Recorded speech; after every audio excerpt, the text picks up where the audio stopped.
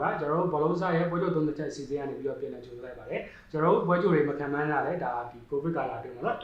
ဒါမပြောရလဲကျွန်တော်တို့ကြာသွားခဲ့ပြီအခုဆိုကျွန်တော်တို့ဒီပရီးမီးယားလိပွဲစဉ်နှစ်ပေါ့နော်ပွဲစဉ်နှစ်မှာတော့ကျွန်တော်တို့ဒီပွဲချုပ်သုံးချက်တွေပြင်နေစတယ်မှာဖြစ်ပါတယ်ကျွန်တော်တို့ဒီတစ်ပတ်ပေါ့ပရီးမီးယားလိပွဲစဉ်နှစ်မှာတော့ဒါပွဲကြီးပွဲကောင်းတွေပါတယ်ပေါ့နော်အဲ့ဒီပွဲကဒီအာဆင်နယ်နဲ့ချက်စီပွဲပေါ့နော်ထိုက်တွေ့ဆုံနေတယ်ပြီးခဲ့တဲ့ဘက်မှာဆိုလည်းဒါဘယ်လိုပြောရမလဲအသင်းကြီးပွဲတွေပါတယ်ပေါ့နော်ဒီတော်တင်နဲ့မန်စီးတီးပွဲတွေဒါကစားခဲ့ကြတယ်ဒီတစ်ပတ်မှာလည်းဒါလန်ဒန်တာပြောလို့ရတယ်နော်ဒီပွဲကြီးပွဲကောင်းတွေပါတယ်ဆိုတော့ကျွန်တော်တို့ဒီပရီးမီးယားလိပွဲစဉ်နှစ်ပေါ့နော်နှစ်ကိုကျွန်တော်တို့ဒီခံမှန်းသုံးသပ်ပြီးတော့ဖြစ်ပါတယ်ပေါ့နော်ပထမဆုံးเนี่ยကျွန်တော်တို့ဒီစနေနေ့မှာတော့ဒါပွဲစဉ်6ပွဲရှိတယ်ပေါ့နော်ဆိုတော့ပွဲချင်း6ပွဲကိုကျွန်တော်တို့သုံးသပ်ပြီးတော့ဖြစ်ပါတယ်ဒီပွဲစဉ်6ပွဲမှာတော့ဒါအစောဆုံးပွဲဖြစ်လီဗာပူးနဲ့ဘယ်လီကတော့6နိုင်မှာကစားမှာပေါ့နော်အဲ့ဒီပွဲစဉ်အကြောင်းလေးလည်းကိုယ်အနေနဲ့ဘယ်လိုမြင်လဲပေါ့နော်ပြောပြပါဒီ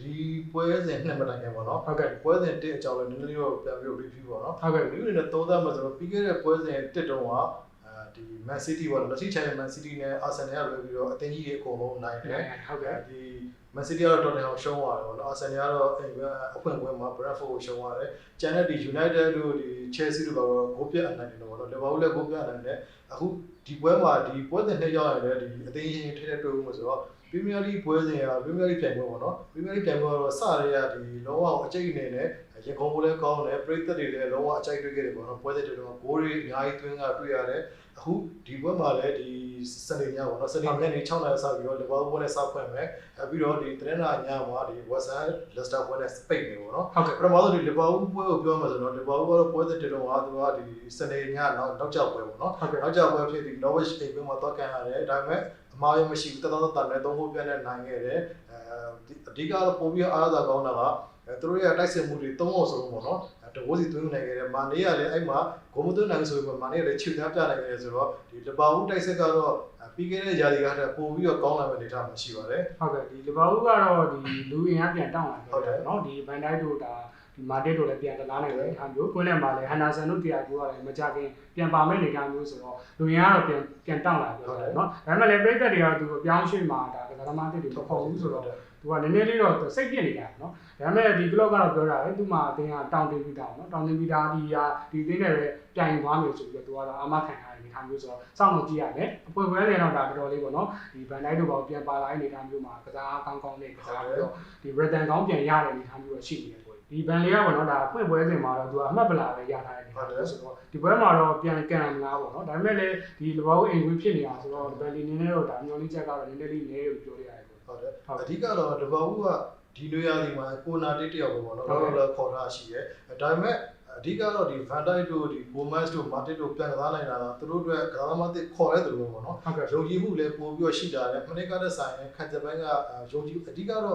့ကိုကိုယုံကြည်တော့ပေါ့နော်ဒီယုံကြည်တဲ့စိတ်ကတက်လာတဲ့အတွက်ကြောင့်မလို့ကစားပုံနဲ့အလိုရင်းနဲ့ကောင်းလာတော့ပေါ့နော်ပြီးတော့လည်းဒီကွင်းနယ်ပိုင်းမှာလည်းဒီတီယာကိုနဲ့ဒီဟန်နာဆန်ကပြီးခဲ့တဲ့ဒီဗီလာနဲ့ခြေစမ်းပွဲပေါ့နော်တကားပဲခြေစမ်းပွဲတော့ဝင်ကစားသွားတယ်အခုဒီပွဲမှာလည်းသူပြန်ပါလာနိုင်မှာပေါ့နော်ဒီ Norwich နဲ့ပွဲတော့ကွင်းနယ်ပိုင်းကသူတိတ်ပြီးတော့ဒီအတိုင်းဟောပေါ့နော်အတိုင်းပေါ့တိတ်မညီခဲ့ဘူးပေါ့နော်ဒီကီတာတို့ဒီချမ်ပါလေပေါ့နော်ချမ်ပါလေလို့ဘာလို့ပဲသုံးခဲ့တာဆိုဒီပွဲမှာတော့အဓိကကွင်းနယ်လူ3ယောက်ပေါ့နော်ဒီဖာဘင်ဟိုကပြန်ပါလာမယ်ပြီးတော့လည်းဒီခုနပြောရသလိုပဲဒီဖာဘင်ဟန်ဒါဆန်နော်ဟန်ဒါဆန်နဲ့တီယာဘိုးပြန်ပါလာမယ်ဆိုတော့ဒီဘောကွက်လည်းကတော့ဒီအင်အားတော်တော်မှာဖြစ်လာနိုင်တယ်ဘန်လေးကတော့ဒီထုံးစံတိုင်းပေါ့နော်သူတို့ကတော့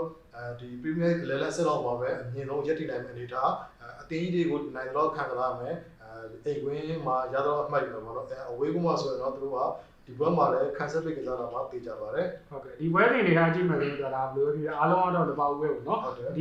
ပွဲကြိုဘယ်လိုပြောပွဲရလက်ခံမှန်းထားတာတွေကလည်းတော်တော်လေးဒါဂိုးပြတ်နေနိုင်တယ်ဆိုပြီးတော့လပောက်ကိုခံမှန်းထားကြများတယ်ပေါ့နော်ပြီးတော့လေဘန်လီဘက်ကကြည့်မယ်ဆိုတော့ဒါဘယ်လိုပြောရမလဲခံမှန်းဒီလိုဂိုးပြတ်ခံမှန်းတာလည်းဒါမှန်တယ်လို့ပြောလို့ရပါတော့သူရဲ့ဒီလူစင်းရလည်းအပြောင်းလဲတိတ်မရှိဘူးပေါ့နော်ပြောင်းကျဘိုင်းမှာလည်းကစားသမားခေါ်ထားရလည်းတိတ်မရှိဘူးပုံမှန်လူစင်းတိုင်းဝင်ဘန်လီကဒီနှစ်မှာဆက်ပြိုင်နေနေထားမျိုးပေါ့နော်ပြီးတော့ဒီယာတီစဖွင့်ပွဲမှာလည်းရှုံးထားတဲ့အနေထားမျိုးတွေဆိုတော့တိတ်ပြောခြေသွင်းအကောင်းဆုံးမဟုတ်ဘူးเนาะပြီးတော့ဘန်လီကသူကအဝေးမှုဆိုနေနေလေးရားလက်ဆိုးတတ်တဲ့အနေထားမျိုးတွေရှိတာဆိုတော့ဒါဝယ်ပြီးလေဘောင်ဘက်မှာအားလုံးကတော့ပုံအောင်နေကြတယ်လို့ကျွန်တော်တို့သုံးသပ်မိတယ်ဟုတ်ကဲ့ပါဟုတ်ကဲ့ဒီပွဲနဲ့ပတ်သက်တဲ့ကြီးနေတာပေါ့နော်ဟုတ်ကဲ့ကြီးနေတာကိုပြောမှဆိုတော့ကြီးရတော့အခုလိုတိတ်ပြီးတော့အပြောင်းလဲမရှိသေးပါဘူးလီဗာပူးကမူလဖွင့်ထားတဲ့နှစ်ပေါင်း20မှာပဲရေတက်နေပါတယ်ဒီဂိုးပုံကြီးကတော့ဒီ3လုံးပေါင်း30ရတဲ့ပြီးတော့3လုံးတိတ်ကြီးပေါ့နော်ခပ်ပါပါလေးပေါ့နော်ခပ်ပါပါလေးတက်လာတယ်ဒါကလည်းကြီးအပြောင်းလဲရတော့ဒီပြောလို့မရဘူးပေါ့နော်ဒါတိုင်တွေရဲ့ကြီးလှည့်ကစားမှုလည်းဖြစ်နိုင်တယ်ပေါ့နော်ဟုတ်ကဲ့အဓိကတော့ဒီဘက်မှာလီဗာပူးရဲ့နှစ်ပေါင်း20ကြီးက2 မျှတယ်လို့ကိုကတော့ထင်တယ်ပေါ့နော်နှလုံးတည်ပေါ့နော်နှလုံးတည်ကတော့မျှတယ်လို့ထင်တယ်ဒီဘန်လေးကတော့ခံစားပိတ်ကစားလာမှတေးကြတယ်အဲ့တော့ဒီပွဲမှာကဂိုးအောက်လေးကောင်းတယ်ဒါပေမဲ့လီဗာပူးကတော့လီဗာပူးပေါ်တွေကပို့ပြီးတော့တေးကြတယ်လို့ကိုကတော့ထင်တယ်ပေါ့နော်အဲ့တော့ဒီဂိုးတဲ့ဆိုင်လီဗာပူးပေါ်တွေပို့ပြီးတော့အကြိုက်တွေ့ပါတယ်ဟုတ်ကဲ့ကျွန်တော်လည်းအဓိကတော့ဒီပွဲမှာလီဗာပူးကနည်းနည်းလေးအနိုင်တေးကြတယ်ပေါ့နော်ဒီအနေထားမှာကျွန်တော်နည်းနည်းလေးစွန့်စားကြည့်ရမှာဂိုးပြတ်ဖြစ်မလားဒါမှမဟုတ်ပဲလေဘန်လီရဲ့ခန့်ကစားမှုကလည်းဂိုးအောင်ဖြစ်သွားမှာနော်1-2 ဖြစ်သွားမှာဒီနှစ်ချက်လောက်ပဲဒါ different ဖြစ်မယ်ဟုတ်တယ်ထင်တယ်ကျန်တာကတော့လီဗာပူးအနိုင်ကတော့နည်းနည်းလေးပေါ့နော်80%လောက်ဖြစ်မယ်ကျွန်တော်သုံးသပ်နေတယ်ဟုတ်ကဲ့ကျွန်တော်ဒီနောက်တစ်ပွဲပေါ့နော်နောက်တစ်ပွဲတော့ကျွန်တော်10ပွဲပွဲတွေပေါ့နော်10ပွဲရာတော်တော်များတယ်အဲ့ဒီပွဲတွေကမှကျွန်တော်ဒီ Man City Norwich ပေါ့နော်ဒီပွဲကလည်း10ပွဲဖြစ်ပါတယ်ဒီပွဲကြောင့်လည်းကိုဘယ်လိုမြင်လဲကြဟုတ်ကဲ့ဟုတ်ကဲ့ပါဟုတ်ကဲ့ Man City ကြောင့်အရင်ပြောမှဆိုတော့အားလုံးလည်းသိထားပြီးရတယ်ပေါ့နော်ပြီးခဲ့တဲ့အခွင့်ပွဲစဉ်တော့ Tottenham နဲ့ပွဲမှာ 1-0 နဲ့ရှုံးနေခဲ့တယ်ဒီခြေသားပိုင်းရလည်းပြောမှဆိုတော့သူတိုက်စစ်ပိုင်းကလိုအပ်ချက်တွေရှိတာပေါ့နော်ဟုတ်ကဲ့ဒီ Brando ဘာလို့ကဒုတိယပိုင်းကျမှဝင်လာတယ်ပြီးတော့လည်းဒီတိုက်စစ်ပိုင်းကလည်းလိုအပ်ချက်တွေရှိတယ်ပေါ့နော်အဲ့တော့အဲ့ပွဲမှာဖိရတော့ဖိတာပေါ့ဒါကတော့ဒီ Guardiola ရဲ့အသင်းပေါ့နော် Guardiola အသင်းရဲ့ထုံးစံတိုင်းပဲဖိရတော့ဖိခဲ့တဲ့အတိုင်းပဲလိုအပ်တဲ့ဂိုးတွေမသွင်းနိုင်ပေါ့နော်တော်တင်ဟန်နေပြီးတော့ဒီတန်မတက်ဆက်ကနေဖောက်သွားတယ်ဆွန်ဟောင်းမသွင်းသွားတယ်အခုဒီပွဲမှာလည်းဘယ်လိုလာမလဲပေါ့နော်ဒါပေမဲ့တစ်ဖက်က Norwich ကိုကြည့်မယ်ဆိုရင် Norwich ကလည်းတန်းတက်တယ်ပေါ့နော်တန်းတက်ပြီးခဲ့တဲ့ရာသီကတန်းတက်လာတဲ့3သင်းပေါ့နော်3သင်းမှာ Norwich သင်းပဲဂိုးပြတ်ရှုံးတာပေါ့နော်ကျန်တဲ့2သင်းကတော့ဒီနိုင်ပွဲတော့နိုင်တာပေါ့နော်နိုင်တာတော့ဂိုးပြတ်နဲ့နိုင်တယ်ဆိုတော့ Norwich အနေနဲ့ကတော့ကန်ဆိုးတာပေါ့နော်ကန်ဆိုးတာဆိုတာအဖွင့်ပွဲမှာလည်းလီဗာပူးလို့ဒီချန်ပီယံစ်ကွန်နဲ့တင်တဲ့ကန်ရတယ်အခုလည်းလက်ရှိချန်ပီယံနဲ့အဝေးကမှာကန်ရတယ်ဆိုတော့တိတ်ပြီးတော့သူတို့တွေအဆင်တိတ်မပြေဘူးပေါ့နော်ဟုတ်ဒီဘက်မှာလည်းပိတ်ကစားမှာတော့တေးကြတယ်တခုပဲ Norwich ကတိတ်ပြီးတော့ပိတ်မကစားတော့ဒီ Man City အကြိုက်ဖြစ်လာမှာပေါ့နော် Man City ကဘန်ခုနဘန်လီလူပေါ့နော်ဘန်လီလိုပိတ်ကစားတဲ့မျိုးဆို Man City ကတိတ်မဆော့တော့ဘူးပေါ့နော်အခုဒီ Norwich ကတော့သူတို့ကဟိုတစ်နှစ်ကျော် Premier League မှာကစားရတဲ့တိုက်စစ်ဖွင့်ကစားတဲ့ပေါ့နော်တိုက်စစ်သားပဲတင်းဆိုဟုတ်ဒီဘက်မှာတိုက်စစ်သားပြန်ပြီးတော့ဖွင့်ကစားမှဆိုရင်တော့Man City ကိုမလွယ်တော့ဘူးလို့ကိုကတော့ထင်တယ်ပေါ့နော်ဟုတ်ကဲ့အဓိကတော့ကျွန်တော်အမြင်လဲပေါ့နော် Norwich ကအဓိက Norwich ကြီးပြနီးပြနော် Faki ကတော့သူ့ရဲ့ကစားဟိုတိတ်ပြောင်းမယ်လို့ကျွန်တော်မထင်ဘူးကြနော်ဘာလို့လဲဆိုတော့သူ့ရဲ့ပုံစံကဒါကစားသမားတွေကိုတွတ်သွင်းထားတဲ့ပုံစံမျိုးပါတယ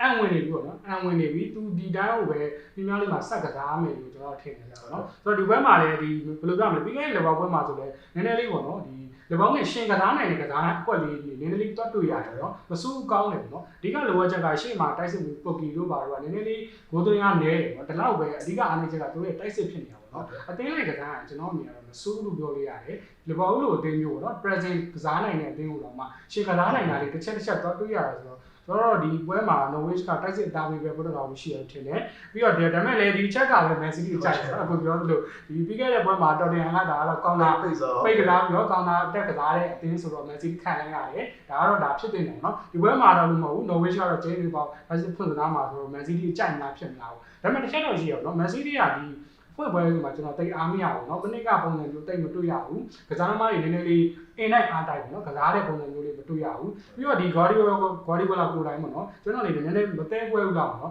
သူမနစ်ကတော့သူတို့အနေနဲ့ဒါအထောင်တိုက်စစ်စစ်မပါဘဲနဲ့ဒါကွင်းလက်ကစားသမားတွေအားကိုးနဲ့တောင်မန်တိုက်စစ်ကစားသမားအားကိုးနဲ့ကစားတာလုံးဝအံဝင်ခဲ့တယ်ဖလားတွေရှားခဲ့တယ်ပေါ့เนาะဒါပေမဲ့ဒီပွဲမှာကသူဒီနှစ်မှာဒီ Guardiola ကိုယ်တိုင်းသူကအဲ့လိုကစားချင်တော့ဘူးကဲကိုသူကအပြောင်းအလဲမှာခေါ်ချင်တယ်တိုက်စစ်မှုတက်ထားပြီးတော့သူကဒါကစားဟန်ပြန်ပြောင်းမယ်ပေါ့နော်ဆိုတော့ဒီပြီးခဲ့တဲ့ဒီ Tottenham နဲ့ပွဲမှာကြတော့အဲ့လိုမဟုတ်ဘူးတိုက်ကိန်းလေးမရောက်လာသေးဘူးပြီးတော့သူကဒီအရင်နှစ်ကကစားဟန်နော်ကစားဟန်တိုင်းကိုကစားသွားတယ်ဒါပေမဲ့အံမဝင်ဘူးပေါ့နော်ပြီးတော့ Grealish ကိုခေါ်လိုက်တဲ့အနေအထားမျိုးမှာလေ Grealish ကပုံမှန်ဆိုသူကဘယ်ချန်တောင်းမှာကစားတာဒါပေမဲ့ပြီးခဲ့တဲ့ပွဲမှာဆိုStar ကအဲ့ဒီနေရာမှာကစားသွားပြီးတော့ Grealish ကကိုယ်လည်းပြန်ရောက်သွားတယ်ဆိုတိတ်အံမဝင်ဖြစ်နေတယ်ပေါ့နော်ဆိုတော့ဒီအချက်တွေကနည်းနည်းလေး Guardiola ပြန်ရမယ့်အချက်တွေများနေတယ်ဆိုတော့ဒါမဲ့စီးနေတယ်ထင်လို့ပုံမှန်ခြေစွမ်းမရလို့သူကထင်တယ်ဒီဘက်မှာလည်းအဲ့ဒီတိုင်းဖြစ်မလားပေါ့နော် Guardiola အနေနဲ့ကျွန်တော်မြင်တော့ရင်တော့ဆိုလို့ရှိရင်ဒါကန်ဒီဂန်လို့ပါလို့တော့ကိုယ်လည်းတိုက်စစ်မှာထားပြီးတော့ Force 9ပုံစံပေါ့နော်Ferran Torres ဆို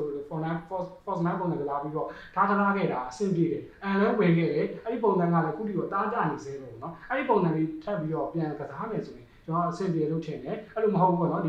တိုင်းမဲ့ဒီတိုက်စစ်မှာအထောင်တယောက်လောက်ထားပြီးကစားမှရမယ်ကစားဖို့ပဲဆက်ကစားမယ်လို့ကစားမယ်ဆိုတော့ကျွန်တော်နေနည်းနည်းလေး Man City ကစားခက်နေမလားပေါ့နော်အခုဆိုလည်းဒါ Grealish က ကွင်းလယ်မှာပဲဖြစ်နေတယ်နော်ဘယ်ချမ်းမှာဒီကစားနေတယ်မရဘူးစတာလင်ဝဲဝင်ကစားနေရတဲ့အနေထားမျိုးပေါ့နော်အကယ်လို့ Grealish ကဘယ်ချမ်းမှာကစားပြီးတော့စတာလင်နည်းနည်းလေးအရန်မှာပဲထည့်လိုက်လို့ဆိုတော့နည်းနည်းပုံမှန်ပြန်ဖြစ်သွားမှာပေါ့နော်ဒါလေးကတော့ကျွန်တော်မြင်တာလေးပါဟုတ်တယ်ပါဒီအချက်လက်တွေတော့တစ်ချက်တော့ပြောရမှာဆိုတော့ဒီ Norwich ကပေါ့ Etihad ကိုလာကစားရဲ့နောက်ဆုံးပွဲပေါ့နော်နောက်ဆုံးပွဲဆိုပြီးခဲ့တဲ့တစ်နှစ်ကျော်ပေါ့နော်ပြီးခဲ့တဲ့ရာသီကတော့သူက Championship မှာပြီးခဲ့တဲ့တစ်နှစ်ကျော်တော့ဒီ Etihad ကိုလာကစားရဲ့နောက်ဆုံးပွဲလုံးကတော့သူက9ဂိုးမရှိနေတော့ရှုံးခဲ့တယ်ပြီးတော့လည်း2013တုန်းကလည်းအခုလိုမျိုးပဲ Etihad ကမှပဲ Man City ကို9ဂိုးပြည့်နဲ့ရှုံးခဲ့တယ်ဆို9ဂိုး3ညပေါ့နော်9ဂိုးပြည့်နဲ့ရှုံးနေတယ်ဆိုအချက်လက်တွေကကြည့်မယ်ဆိုရင်တော့ Norwich ကတိတ်ပြီးတော့မကောင်းဘူး Man City ကလည်းအဖွင့်ပွဲမှာရှုံးထားတာဆိုတော့ဘယ်လိုပဲဖြစ်အဖွင့်ပွဲမှာရှုံးနေပြီးတော့လည်းကိုယ့်ရဲ့ Champion League တွေကနိုင်ခဲ့တယ်ဆိုတော့ဘယ်မှာတော့မဖြစ်မနေနိုင်သားဖို့လိုအပ်နေတယ်အိမ်ကွင်းနဲ့ဖြစ်တယ်ဆိုတော့ကျွန်တော်ဒီခုနကလေဘောပေါ်လိုပဲ Man City နိုင်မယ်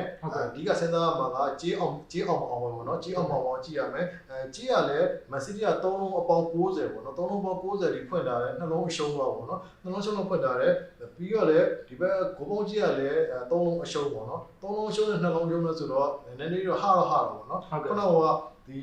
ီလီဗာပူးနဲ့ဘန်လီဆိုရင်ဘန်လီကိုမသိနိုင်ဖို့များတယ်ပေါ့နော်ကြီးနေတာကဘုတ်ဒီဘက်ကတော့3လုံးရှုံးရယ်2လုံးရှုံးရယ်ဆိုတော့ဂျားထဲမှာ1လုံးလောက်ဟာနေတယ်ဒီဘက်ကဧည့်သည်ကပြန်သွင်းနိုင်မှာဆိုတဲ့အချက်ကိုတိုင်တွေကဖမ်းလာတာပေါ့နော်အခုကဒီဘက်မှာ Man City ဘက်သဘောကျတယ်ဒီအသင်းကြီးပဲပေါ့နော်ဘာလို့လဲဆိုတော့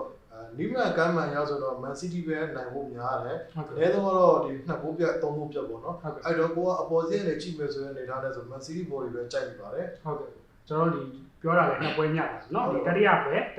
လည်း10ပွဲပေါ့เนาะအဲ့ဒီပွဲစဉ်ကတော့ဒါ Pele နဲ့ Brentford ပေါ့เนาะဒီပွဲစဉ်အကြောင်းကိုလည်းကိုသုံးသပ်ပေးပါဦးဟုတ်ကဲ့ဒီနှစ်သင်းလုံးအနေနဲ့ပြောမှဆိုတော့ဒီ Paris ကတော့အဖွင့်ပွဲစလုံးကထုံးစံတိုင်းပဲ Chelsea ကိုလုံးဝမရှင်းနိုင်ဘူး3ဂိုးပြရှုံးတယ်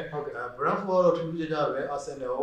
ုသူတို့ရဲ့ပထမဆုံး Premier League ပွဲပေါ့နော် Premier League ပွဲကိုအိမ်ကွင်းမှာလည်းဆော့ရတယ်ပြီးတော့လည်းပြည်သက်အရှိမှလည်းပြည်သက်တွေပြောင်းဝင်ရတဲ့ပွဲပေါ့နော်အဲ့တော့လုံးဝစိတ်သက်တွေတွက်ကြပြီး Arsenal တို့အသင်းမျိုး2ဂိုးပြတ်နဲ့နိုင်တယ်ခြေသွမ်းမရလည်းကောင်းတယ်ပေါ့နော်အခုဒီပွဲမှာလည်းနောက်ထပ် London အခြေစိုက်အသင်းတွေပေါ့နော်ပြီးခဲ့တဲ့ပွဲတော့လည်း Brentford လည်း London အခြေစိုက်တယ်ပေါ့နော်အခုနောက်ထပ် Paris ကလည်း London အခြေစိုက်ပဲဆိုတော့သူက London ကလပ်တွေနဲ့ပဲဇက်တိုက်ပေါ့နော်ဒီပြောမှဆိုမျိုးကံဆိုင်ပဲတွေနေပေါ့ဇက်တိုက်ကစားမှာအခုဒီပွဲမှာလည်း Brentford ကအခြေအနေကောင်းနေတယ်တခုပဲရှိတယ် Paris ကဒီလီဘီယာတစ်ပေါ့နော်ဖီဂရာလက်ထက်မှာပရမာအိမ်ဝင်ပွဲကစားမှာပြည်သက်တွေကလည်းဝင်ခွင့်ရမှာဆိုတော့နိုင်ပွဲအနေနဲ့တော့ရှုံးလို့မဖြစ်ဘူးပေါ့နော်ရှုံးလို့ဖြစ်ရှုံးလိုက်ရင်သူဗီယရာလည်းဦးကျိုးသွားနိုင်တယ်ပေါ့နော်အဲ့တော့ဒီပရမာဆုံးအိမ်ဝင်ဖွင့်ပွဲမှာဗီယရာဘယ်လိုကိုင်လဲပေါ့နော်ဟုတ်ကဲ့အားတော်လို့စိတ်ဝင်စားဖို့ကောင်းပါတယ်ဟုတ်ကဲ့ဒီကတော့ဒီလီဘီယာပေါ့နော်လီဘီယာတွေထုတ်ပယ်တိုင်းမဲ့ဆင်းမှာလေဗီယရာပါတယ်ပေါ့နော်ဒါလေးကလည်းနည်းနည်းလေးထူးခြားတယ်ဆိုတော့ဒါဒီဘက်မှာတော့ကိုပြောလို့ပဲ VAR ရဲ့လောက်ကိုင်နိုင်စွမ်းပေါ့နော်ဒီအားလေးကျွန်တော်တစ်ချက်စောင့်ကြည့်ရမယ်ဒီလိုမျိုးပြီးတော့တစ်ဖက်ကလည်းပြန်မဲ့တင်းရတဲ့ Brentford ပေါ့နော်ဖွင့်ပွဲစဉ်မှာနိုင်ထားပြီးတော့စိတ်အားတက်ကြွနေတဲ့အသင်းဖြစ်နေတာဆိုတော့နည်းနည်းလေးတော့ဒီထားတကားလို့ပေါ့နော်ဒါပေမဲ့တစ်ချက်တော့ရှိတယ် Brentford ကတော့သူကဒီအိမ်ကွင်းအားကောင်းတယ်နော်ပြည်သက်အားနဲ့ကစားပြီးတော့နိုင်ယူတဲ့အသင်းဆိုတော့နည်းနည်းပြီးခဲ့တဲ့ပွဲမှာနိုင်ခဲ့တာပေါ့နော်ဒီပွဲစဉ်မှာသူကဝင်းကစားမှာသူဘယ်လိုကစားမလဲပြီးတော့လည်းဘယ်လိုပဲဖြစ်ဖြစ်ဒါ Validated ဆိုင်တော့ Brentford ကပြီးများလေးတွေ့ကြုံနည်းသေးတယ်ပေါ့နော်သူအမြင့်ကစားသမားတွေပေါ့နော်ကစားသမားတွေဆိုဒါရှင်ကြည့်မှဆို Validated ကစားသမားတွေကဒါတွေ့ကြုံကျွဲနေပြီတဘာကြီးနေပြောလို့ရတယ်နော်ဒီနေရာကိုတဘာနဲ့ပဲထိန်းကစားမယ်ဆိုတာမစိုးဘူးပေါ့နော် Brentford ကောင်းကောင်းလေးရှင်ကစားနိုင်တယ်ကျွန်တော်တော့မြင်မိရတယ်ဟုတ်ကဲ့ဒီပွဲနဲ့ပတ်သက်လို့ကြည့်ပေါ့နော်ကြီးနေတော့ပြောမှဆိုတော့ဒီ Paris က level 20နဲ့ပြီးတော့ level 10ပေါ့နော်10ကပဲပေးထားပါတယ်ဂိုးပုံကျတော့2-3သင်းမှာပဲငြိမ်သက်နေတယ်အခုတော့ဒီဘက်မှာ Paris မရှုံးနိုင်ဘူးပေါ့နော်အနေလုံးတည်ရဆိုတော့Paris ဘော်ကိုပဲအကြိုက်တွေ့နေပါတယ်ဟုတ်ကဲ့ဒီနှစ်သိန်းတော့လည်းကစားသမားအင်အားတိတ်မကွာဘူးပေါ့နော်ဒါဒီချက်ကိုကြည့်ကြရင် Paris နေနေဘယ်လိုပြောမလဲရင်လိုပေါ့မမထန်ထန်လေးကစားမယ်ဆိုတော့ဒါ Brentford ကိုနှိပ်ဆုံးပေါ့တေလောက်တော့ကစားနိုင်တော့ကျွန်တော်လည်းမြင်မိပါတယ်ဟုတ်ကဲ့ကိုကျွန်တော်ဒီဆက်လက်ပြီးတော့နောက်တစ်ပွဲပေါ့နော်10ပွဲပွဲဖြစ်သွားကြမယ်เนาะဒီ10ပွဲမှာတော့ Leeds နဲ့ Everton เนาะဒီပွဲပြန်လည်းကောင်းမဲ့ပွဲလို့ကျွန်တော်တို့ထင်ပါတယ်ဆိုတော့ဒီပွဲရဲ့အကြောင်းကိုသုံးသပ်ပြပါဦးဟုတ်ဒီပွဲလည်းနှစ်သင်းတော့တိုက်စစ်အပြိုင်စင်းနဲ့အတင်းလေးပေါ့နော်တိုက်စစ်အပြိုင်စင်းနဲ့တင်းဆိုတော့တော်တော်လေးကိုကြည့်ကောင်းလာနိုင်မယ်ဒီ Everton ကိုပြောမှဆို Everton ပြီးခဲ့တဲ့ပွဲတော့သူကနောက်ကနေလိုက်ကစားခဲ့ရတယ်ဒါပေမဲ့ဒီဒုတိယပိုင်းမှာ3ဂိုးထိသွင်းပြီးတော့3ဂိုးတပိုးဆိုရရတယ်နဲ့အနိုင်ရတယ်ပေါ့ဟုတ်တယ်အထူးသဖြင့်ဒီ Everton ကဒီနီးပြတ်ပေါ့နော် Benitez လက်ထက်မှာသူကတောင်မန်တို့အရန်အားကိုးတယ်ပေါ့နော်။ဒီတော့လီဗာပူးကိုကင်တော့အတိုင်းပဲတောင်မန်တို့အားကိုးတယ်။ဘယ်ညာတောင်မန်မှာဒီတောင်ဆန်တို့ဒီမာရေးတို့ပေါ့နော်။ရေးတို့ပေါ့နော်။ရေးတို့နဲ့ဒီ Richarlison နဲ့ဒီအတိတ်သဖြင့် Kevin Lee ပေါ့နော်။ Kevin Lee ကအမြင်ပေါ်အားကိုးရဆိုတော့တောင်မန်နဲ့ဖြတ်တယ်အဲ့လိုဆော့သွားတာတွေ့ရတယ်။ဒီ Leeds United ကတော့ United နဲ့ပွဲမှာပေါ့နော်။သူကတိုက်စစ်ကိုအပိုင်ဖွင့်ကစားလိုက်တော့ ဒီ space တွေအများကြီးပဲပေါ့နော်ခက်စပိုင်းကလည်းလက်ဟာသွားတယ်ပြီးတော့ space တွေအများကြီးပေါ်သွားတဲ့အတွက်မို့လို့ United ကိုဂိုးတွေအများကြီးပေးလိုက်ရတယ်ပေါ့နော်အခုဒီဘက်မှာလည်းသူအင်ကွန်းပါဆိုတော့သူကဥဆောင်တိုက်စစ်ဆင်ပါလို့ပေါ့နော်အဲ့တော့ Everton လည်းတိုက်စစ်ကောင်းတဲ့တင်းဆိုဒီဘက်ကလည်းတေချာဖို့ကြည့်ကောင်းတော့မှတေချာပါတယ်ဟုတ်ကဲ့ဒီကတော့လေးရှင်နေတာပွင့်ပွဲဒီမှာသူနေနေနည်းနည်းပေါ့နော်ဒရဂျန်တိုက်စစ်ဆင်လိုက်တဲ့နေထားမှာ United ကသူ့ရဲ့အားသာချက်ကိုတုံးချပြီးကစားဝိုင်းနေတာကဘူးပြတ်သွားတယ်ပေါ့နော်အမှန်ဆိုတော့ကစားကတိတ်ဘယ်လိုပြောမလဲတိတ်မကြဘူးเนาะမိနစ်က4ကိုပဲမြင်နေရတယ်လေကစားမအင်အားကလည်းဒါမလျော့ပါဘူးเนาะပြောင်းရွှေ့မှလည်းတိတ်ပြီးတော့ရောင်းထုတ်တာတိတ်မရှိဘူးဆိုတော့လေးရှင်နေတော့ဒါပုံမှန်တိုင်းပဲသူ့ရဲ့ကစားရင်တိုင်းပဲကစားလာလို့ရှိတယ်အဖိုင်နန်ကတော့ကျွန်တော်မြင်ရတော့ဒီတက်စစ်အားကစားသမားတွေခေါ်ထားရဆိုပေမဲ့ဘေးတက်ကသူကနည်းနည်းလေးပေါ့เนาะဒီခန်းစစ်ကိုအားပြုပြီးတော့ကောင်တာတက်နေတာစော့မလားပေါ့เนาะသူ့ရဲ့ပုံစံကဒီ viewer ကငကိုတဲ့ item ပဲကိုပြောလို့တောင်မန်တွေကနေအားပြုပြီးတော့ကိုရဖို့ကြိုးစားမယ်ပြီးတော့သူ့ရဲ့ strategy ကနည်းနည်းလေးတိတာပေါ့เนาะဒီတောင်မန်ကစားသမားတွေခေါ်ပြီးတော့တောင်မန်တွေထိုးပေါက်မယ် club လူကို support လုပ်မယ် club ရဲ့ကိုးသွင်းပေါ့နော်ဒီပုံစံမျိုးတွေအထူးသဖြင့်ဒါတောင်ဆန်တို့ grade တို့ခေါ်ရတာချင်းတိတာပေါ့နော်ပြီးတော့လည်းကိုယ်လည်းမာလဲဒိုကိုရေးတို့ဒါပြီးတော့နောက်တဲ့ကစားမှာဒီ Elan တို့လည်းရှိတာဆိုတော့သူတို့နှစ်ယောက်ပဲထိန်းထားပြီးတော့ရှေ့မှာတိုက်စစ်မှာလုံးဝအမြန်လုံးမြင့်ကစားသမားတွေတောင်ကစားသမားတွေနဲ့ဒါ club ကို support ပြီးတော့ဒါ Everton ရဲ့ကစားကတော်တော်လေးတော့လုံးဖြစ်မယ်လို့ထင်တယ်ပေါ့နော်ဒါကတော့ minute ချထားတဲ့ strategy ကျွန်တော်ထင်တယ်ဆိုတော့ဒီဘက်မှာလည်းဆက်ပြီးလုံးဖြစ်မလားပေါ့သူအနေနဲ့ကဖွင့်ပွဲမှာနည်းနည်းလေးအထမေးခဲ့တယ်ဆိုပေမဲ့လည်းနောက်ပိုင်းမှာဒါ Richarlison တို့ခြေစွမ်းပြမှုနဲ့တူဒါဂိုးတွေပြန်သွင်းနိုင်ခဲ့တဲ့အနေအထားမျိုးဆိုတော့ဒီဘက်မှာလည်းဒီ3ယောက်ပေါ့နော်ကျွန်တော်ကြည့်ချင်တာကတော့ဒီ Richarlison ရဲ့ Gray ရဲ့ Townsend ပေါ့နော်အဓိကတော့သူတို့3ကောင်းကောင်းကြီးကိုတွဲဖက်နိုင်ပြီဆိုရှေ့က cover ကြီးကိုလည်းတော်တော်ကြီးစင်ပြေတယ် space လေးရဂိုးတွေလည်းသွင်းနိုင်ပြီဆိုတော့ Everton လည်းရလက်ကောင်းမဲ့အနေအထားမျိုးလေးပေါ့ဒါမျိုးလေးရောကျွန်တော်ဆက်တော့တွေ့တယ်ဟုတ်ကဲ့ဒီဘက်ပတ်သက်တော့ကြီးနေတော့ပြောမှဆိုတော့ League United ကမူလဖွင့်ထားတဲ့ level 65နေပြီးအခုတော့ level 30ဖြစ်လာပါတယ်ဂိုးပုံကြီးကလည်း3ပေါင်း15ပေါ့နော်3လုံး15နိုင်နေပြီးတော့3လုံး35အနိုင်ဖြစ်လာပါတယ်ဒီဘက်မှာတော့အရာဒီအဖွင့်တော့ပေါ့နော်အဖွင့်ပွဲစဉ်တော့ရလက်အနေထားရ League United ကကြီးပြီးကျလာတယ်တခုပဲပေါ့နော်ဂိုးပုံကြီးတွေကဘာလို့ကျလာတယ်ဆိုတော့နည်းနည်းလေးစဉ်းစားကြက်နေတာပေါ့နော်နှစ်သိန်းတော့တိုက်စစ်အားသာနဲ့အတင်းပြီးတော့လည်းအဖွင့်ပွဲစဉ်တော့လည်းနှစ်သိန်းလုံးဂိုးပေါ်ကစားထားတာပေါ့နော်အဲ့တော့ကောဒီဘက်မှာကြီးကျလာတိတ်မကြည့်တော့ပဲနဲ့ဂိုးပေါ်ပေါ့နော်ဂိုးပေါ်ပဲသဘောကျမိပါတယ်ဟုတ်ကဲ့ကျွန်တော်အနေနဲ့လည်းလေးကတော့ထုံးတင်းနေတယ်ထုံးစံတိုင်းဘယ်လိုလဲတိုက်စစ်ပွင့်တိုက်မှာပဲ Everton ကလည်းကျွန်တော်ဘီလီရဲ့ပြရဆိုသူကတစ်ဖက်တိုက်စစ်ပွင့်တိုက်တာကိုသူကနည်းနည်းလေးပိတ်လာမယ်ပြီးလို့ရှိရင်ဒါညံနှုံးမြေကစားတောင်ကစားသမားတွေအားပြုပြီးတော့ကာဝဲလူကိုဂိုးရအောင်သွင်းမယ်ဆိုတော့ဒီဘက်ကလည်းကျွန်တော်မြင်ရအောင်နော်ဂိုးပေါ်နိုင်လားလေးကလည်းချင်းပြီးတိုက်မှာဆိုတော့ဒါတေးကြတယ်ပေါ့နော်တုံးလောက်တော့ရှိမှာကျွန်တော်တို့ကယူဆမိတယ်ပေါ့နော်ကျွန်တော်တို့ဒီပြောလာတဲ့ရှစ်ပွဲနောက်ဆုံးပွဲတစ်ပွဲပဲကြာတာပေါ့နော်အဲ့ဒီပွဲကျတော့ကျွန်တော်တို့ဒီ Aston Villa နဲ့ Newcastle ပွဲပေါ့နော်ဒီပွဲလေးကိုလည်းကိုဘယ်လိုမြင်လဲပြအောင်ဟုတ်ပါနှစ်သိန်းလုံးကတော့ရာသီဖွင့်မှာအခြေအနေသိပ်မကောင်းဘူးဟုတ်ကဲ့ဂိုးပြတ်ပေါ့နော်ဂိုးပြတ်တော့မရှုံးနေခဲ့တယ်ဒီ Villa ဆိုလည်းတန်တက် Watford ကို3ဂိုးတကူအောင်ဂိုးပြတ်တော့မဟုတ်ဘူး3ဂိုး2ဂိုးပေါ့နော်ရာသီဖွင့်တော့3ဂိုး2ဂိုးနဲ့ရှုံးနေခဲ့တယ် Newcastle ဆိုလည်းအိမ်ကွင်းမှာပဲ WhatsApp ကို2ဂိုး4ဂိုးနဲ့ပေါ့2ဂိုး4ဂိုးနဲ့ရှုံးနေခဲ့တယ်အဲ့တော့ဒီရှုံးပွဲတွေရဲ့နှစ်သိန်းအခုချိန်ဆိုင်မှာဆိုတော့အထူးသဖြင့်ဒီ Villa တက်ကပို့ပြီးတော့အရေးကြီးတာပေါ့နော် Villa ကိုအားလုံးကနည်းနည်းညှို့နေထားကြတယ်ပေါ့ညှို့နေထားတယ်ဆိုတော့သူတို့ကအသိကောင်းတော့ Grealish ကိုဆုံးရှုံးလိုက်ရတယ်ဒါပေမဲ့ပြန်ပြီးတော့အားဖြည့်တာကစားသမားတွေတော်တော်ကောင်းတယ်ပေါ့နော်တိုက်စစ်မှာဆို Danny Ings ကိုအားဖြည့်ထားတယ်အဲ့တော့ Danny Ings နဲ့ဒီ Watkins နဲ့ပေါ့နော်သူတို့နှစ်ယောက်တွဲမယ်ပြီးတော့တောင်ပေါ်မှာဆိုရင်လည်းဒီ Bailey လေးပေါ့နော်ဒီ Liverpool နဲ့ခေါ်ထားတဲ့ Bailey သူတို့ဆိုရင်အသင်းကြီးရောခေါ်ကျင်ခဲ့တာပေါ့နော်အဲ့တော့သူတို့ကစားမယ်ပြီးတော့လည်းဒီ Bondia ပေါ့နော် Bondia ဆိုလည်း Liverpool ကတော့မပြတ်မှတ်ထားခဲ့တာဆိုတော့သူတို့ရဲ့ကစားပုံကိုဒီအိမ်ကွင်းမှာတော့အပြည့်အဝကြည့်ရတော့မယ်လို့ကိုကတော့ထင်တယ်